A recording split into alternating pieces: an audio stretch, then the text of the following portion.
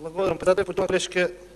Во овој период на 6-годишно владење на ВМРО ДПМН имаме навистина зголемен број на студенти.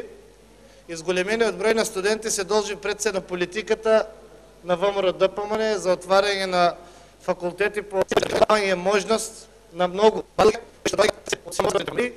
да имаат можност за високо образование во своите родни градови.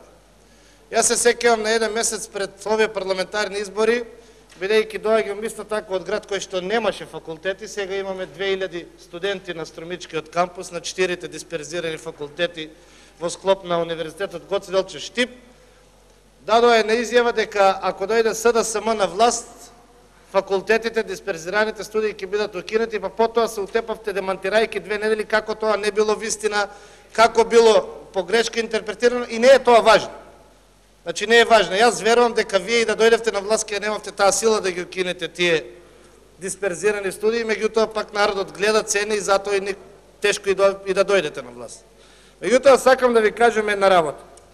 Кога веќе толку се грижите за студентите, зошто вие, како универзитетски професор, во 2003, 4, 5, 6 година, кога вашата партија беше на власт и кога студентите наместо 200 или 400 евра плаќа по 1000 и 2000 евра школарина, не се залагавте администрацијата бесплатно да им ги ажурира, не знам таму, студентските индекси, потврди бесплатни и така натаму.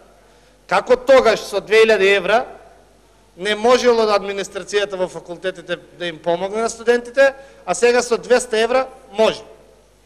Значи, не треба да бидеме лицемерни и не треба да предлагаме закони кои што во суштина не велам дека нема да помогнат во дел на стандардот на студентите, неговите родители, меѓутоа се минорни во однос на мерките кои што ги превзема оваа влада, кои што ги превземала во изминатите 5 години и се надевам дека ќе ги превземе и во наредниот период.